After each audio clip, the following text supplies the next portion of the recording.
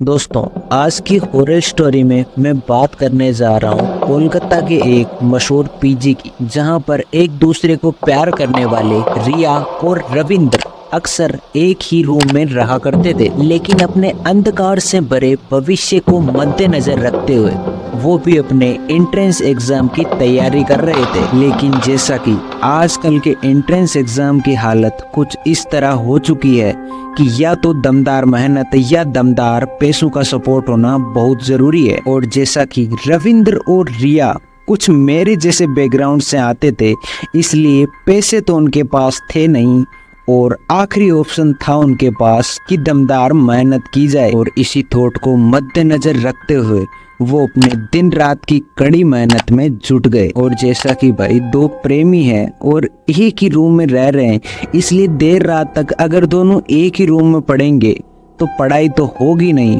Obviously कुछ और ही चलेगा। इसीलिए इसी के कारण वो देर रात तक लाइब्रेरी ज्वाइन कर लेते हैं। लेकिन एक रात लाइब्रेरी से आते वक्त उन दोनों के साथ कुछ ऐसा होता है जिसको सुनने के बाद आपके भी पैरों तले जमीन खिसक जाएगी। तो चलिए आखिरकार जानते हैं कि रवि और रविंद्र के साथ उस रात ऐसा क्या हुआ था जिसको देखने के बाद उनकी थर थर रूह कांप गई। तो दोस्तों, कहानी की शुरुआत होती है कोलकाता के एक हॉस्टल से, जहां पर रविंद्र नाम का एक बालक अपनी कोचिंग करने के लिए आया हुआ था। लेकिन जैसा कि कोचिंग्स में आजकल माहौल कुछ लड़कीबाजी वाला अलग सा है, इसलिए उसी माहौल में वहां पर रविंद्र भी शामिल हो जाता है और उसको रिया नाम की एक लड़की से प्यार हो जाता है। और इसके बाद फाइनली वो काफी दिनों बाद साथ रहने के बाद एक अलग पीजी में रहने का डिसाइड करते हैं। और जैसा कि एग्जाम्स भी अब काफी नजदीक है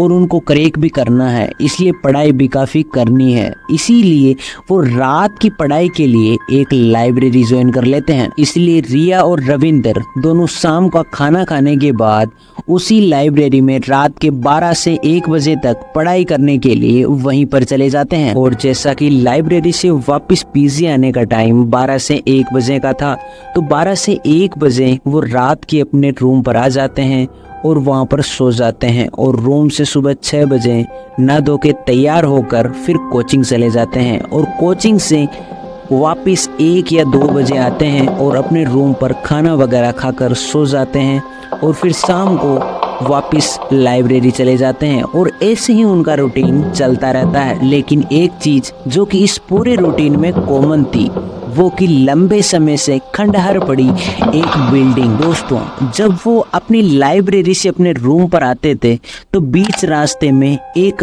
खंडहर बिल्डिंग पड़ती थी जो कि काफी खूंखार और लंबे समय से बंद पड़ी थी। और जैसा कि भाई वो दोनों काफी लेट तक उस लाइब्रेरी से अपने रूम पर आते थे, तो कभी कभार 1-2 बज जाती थी। और इसी कारण से उन दोनों को उस बिल्डिंग में कुछ अजीबोगरीब हरकतें देखने को मिलती थी। लेकिन एक दिन रात की 1-1:30 बज चुकी थी और वो टहलते हुए उस अनजान सुनसान पड़ी सड़क पर अकेले अपने रूम की ओर आ रहे थे। लेकिन तभी उसी बिल्डिंग के सामने रविंद्र को एक लड़की बैठी हुई दिखाई दी, जो कि अपने लंबे घने बालों को बिखेरे हुए एक अनजान सी शक्ल लिए हुए रो रही थी और हेल्प के लिए चिल्ला रही थी। और जैसे ही उसने रविंद्र को देखा तो वो उसकी ओर चल पड़ी। और ये डरावना मंजर देखने के बाद रविंद्र काफी घबरा चुका था। और जैसे ही उसने खुद को संभाला और उसने देखा कि वो लड़की अब रविंद्र की ओर आ रही है, तो रविंद्र ने अचानक हनुमान चालीसा का जाप करना शुरू कर दिया। और देखते ही देखते वो अनजान चेहरे और घने काले बिखरे बालों वाली लड़की धीरे धीरे उसी बिल्डिंग की दीवार को पार करते हुए उसी में लुप्त हो गई। और ये सब मंजर देखने के बाद रविंद्र और रिया काफी घबरा चुके थे और वो अपने रूम की ओर दौड़ पड़े। लेकिन दोस्तों, कहानी यही खत्म नहीं होती है, अभी तो इसमें ट्विस्ट आना बाकी है। और इसके बाद जैसे ही रविंद्र और रिया अपने रूम पर पहुंचे तो काफी देर तक उस मंजर के बारे में सोचते रहे। और ऐसे ही सोचते सोचते सुबह हो गई और उन्होंने फाइनली डिसीजन लिया कि अब वो इस रूम को छोड़ देंगे और कहीं दूसरी पीजी में जाकर रहेंगे। लेकिन तभी जैसा कि भैया भैया अब सुबह वो रूम छोड़कर कहीं दूसरे रूम में शिफ्ट होने वाले हैं और अब इस रूम की मतलब पेमेंट भी करनी है, तो रूम मालिक के पास जाते हैं और पेमेंट वगैरह करते हैं और फिर वापस रूम से अपना सामान मतलब गाड़ी में भरते हैं। तभी उनकी मुलाकात एक पास वाले जो रूम में रह रहे थे बुजुर्ग आदमी से होती है। और जब वो बुजुर्ग आदमी जैसा कि भैया फ्रेंडली हो गए थे, काफ़ी दिनों से रह रहे थे, तो वो कहते हैं कि भैया रविंदर क्यों जा रहे हो, क्या रीज़न हो गया कि भाई इतने जल्दी इस रूम को छोड़कर जा रहे हो। तो रविंदर उस चाचा को बताते हैं कि चाचा जी मुझे यहाँ पर अच्छा फील नहीं हो रहा और मतलब कुछ अजीब सी घटनाएं मेरे साथ घटित हो रही है, तो इसी वजह से मैं नहीं चाहता कि कुछ अनहोनी हो जाए और इससे पहले मैं इस रूम को छोड़कर जाना चाहता हूँ। तभी चाचा जी रविंद्र को अपने साथ बिठाते हैं और पानी वगैरह पिलाते हैं और उसे विस्तार से पूछते हैं कि भैया ऐसा क्या हुआ तुम्हारे साथ जिसके कारण मतलब तुम ऐसा करने जा रहे हो और तुम्हें ऐसा बुरा फील हुआ।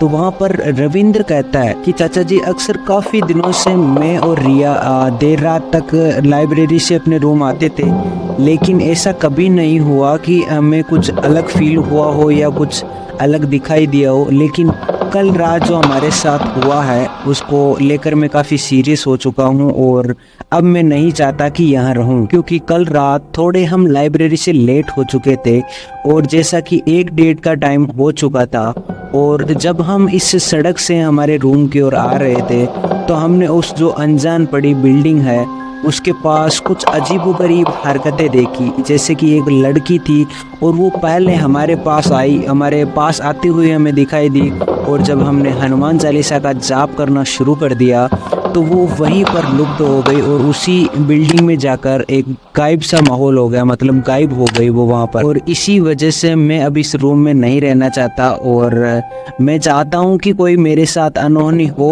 उससे पहले मैं यहाँ से चला जाऊँ। तभी चाचा जी कहते हैं कि देखो बेटा तुम्हारे साथ रात को क्या हुआ था और आगे तुम्हारे साथ क्या हो सकता है इसके बारे में तो मैं नहीं बता सकता, लेकिन क्या तुम जानते हो कि जो लड़की तुम्हें रात दिखी थी उसके साथ असल में क्या हुआ था। तो उत्सुकता से रविंद्र और रिया कहते हैं कि नहीं चाचा जी हम उसके बारे में नहीं जानते, लेकिन क्या आप बता सकते हैं कि आखिरकार वो लड़की कौन है और उसके साथ क्या हुआ था। तो चाचा जी कहते हैं कि 2-3 साल पहले वो भी तुम्हारे ही जैसे यहाँ पर पढ़ने के लिए आई थी और रात दिन एक करके अपनी पढ़ाई के लिए जुट चुकी थी और वो भी देर रात तक लाइब्रेरी जाती थी, लेकिन उसे पता नहीं था कि इस पढ़ाई के माहौल में यहाँ पर कुछ हवस भरे लोग भी रहते हैं। और ऐसे ही जब वो एक दिन देर रात को अपनी लाइब्रेरी से अपने रूम की ओर आ रही थी तो कुछ गुंडे लोग उसके पीछे हो गए और ऐसे ही वो खुद को बचाने के लिए, और जैसा कि अब उसे पता चल चुका था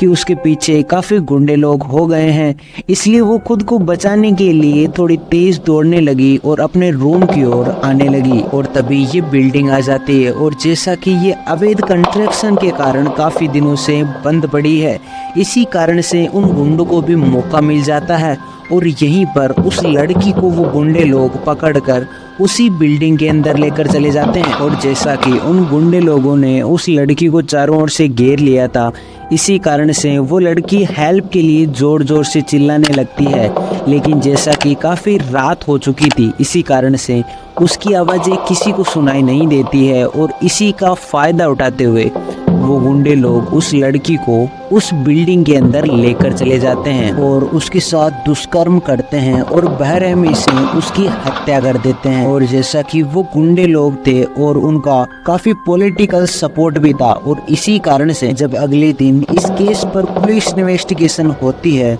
तो वो पॉलिटिकल सपोर्ट होने के कारण उस केस को दबा दिया जाता है और उस रेप केस को एक सुसाइड केस में बदल दिया जाता है। और इसी कारण से न तो किसी भी अपराधी को कोई सजा मिलती है और न ही उस निर्भया को इंसाफ, और इसी कारण से नाइंसाफ मिलने के कारण उस लड़की की आत्मा आज भी उस पूरी बिल्डिंग में घूमती रहती है और इंसाफ लेने के लिए जोर जोर से हेल्प के लिए पुकारती रहती है। और चाचा जी की ये कहानी सुनने के बाद रविंद्र और रिया काफी हैरान हो जाते हैं और इसके बाद फाइनली चाचा जी को बाय बाय कहकर रविंद्र और रिया अपने सामान से भरी गाड़ी के साथ अपने नेक्स्ट पीजी रूम के लिए चल पड़ते हैं। तो दोस्तों कैसी लगी आपको आज की कहानी? आई होप आपको अच्छी लगी होंगी। लेकिन आज की वीडियो में मैं आपको लाइक, शेयर और चैनल को सब्सक्राइब करने के लिए बिल्कुल नहीं कहूँगा। लेकिन इस कहानी को सुनने के बाद आपके दिमाग में फर्स्ट रिएक्शन क्या था वो कमेंट बॉक्स में जरूर बताना। लेकिन जैसा कि अपने भाई को अपनी बहन की रक्षा करने का त्योहार भी अब नजदीक आ रहा है और जैसा अभी माहौल इंडिया में चल रहा है, इन दोनों में कहीं भी सिमिलरिटी नजर नहीं आ रही है। और अभी तो हमें एक सोशल मीडिया के जरिए एक केस का पता चला है कि कोलकाता में एक निर्भया कांड हुआ है। लेकिन क्या आपको पता है कि रोज ऐसे ही कांड, ऐसे ही कारनामे कितने होते हैं जिनका हमें पता भी नहीं चलता, लेकिन पैसे देकर इन मामलों को दबा दिया जाता है। और इसी कारण से हमारी हजारों बहन बेटियों के साथ नाइंसाफी होती है और उनको इंसाफ नहीं मिल पाता। लेकिन अब आप कहोगे कि एक सोशल मीडिया में चर्चित होकर भी इस मामले का कुछ भी नहीं किया जा रहा और इसको दबाने की कोशिश की जा रही है, तो हजारों तो छोड़ो, एक भी मामले को अगर सोल्व किया जाए तो वो भी अच्छा है। लेकिन मैं आपको कहूँगा कि एक नहीं, हजार नहीं, लाखों मामले ऐसे सोल्व किए जा सकते हैं अगर जनता की एक संगठन हो और जनता एकजुट हो। इसलिए हम सभी भाइयों को एकजुट होना ही पड़ेगा और इस केस के अंत तक एकजुट रहना पड़ेगा, तब जाकर हमारी उस बहन को इंसाफ मिल पाएगा। इसलिए मेरा गवर्नमेंट को यही कहना है कि आप एग्जाम पेपर लीक अपराधियों पर कोई कानून नहीं बना सकते, लेकिन इन दुष्कर्म करने वाले अपराधियों पर तो कोई ऐसा स्ट्रिक्ट कानून बनाइए ताकि आगे ऐसा काम करने से पहले कोई भी दरिंदा 100 बार सोचे। मैं तो कहता हूँ कि ऐसा काम करने की सोच आने से भी उसकी रूह कांप जाए, ऐसा कुछ स्ट्रिक्ट कानून बनाना चाहिए ताकि इस देश की बहन बेटियां घर से निकलने के बाद ये ना सोचे कि आज मेरे साथ मेरा भाई नहीं है, क्योंकि वो भी एक आजाद पंछी है और उसे भी आसमान में उड़ने का अधिकार है। तो दोस्तों कमेंट करके बताइए कि आपको गवर्नमेंट से कौन सा स्ट्रिक्ट कानून लेकर आना चाहिए ताकि ये दरिंदगी, ये सब कुछ बंद हो सके। तो दोस्तों इसी के साथ मैं लेता हूँ आपसे विदाई और मिलता हूँ एक और ऐसी ही इंटरेस्टिंग कहानी के साथ। तो जय हिंद, जय भारत।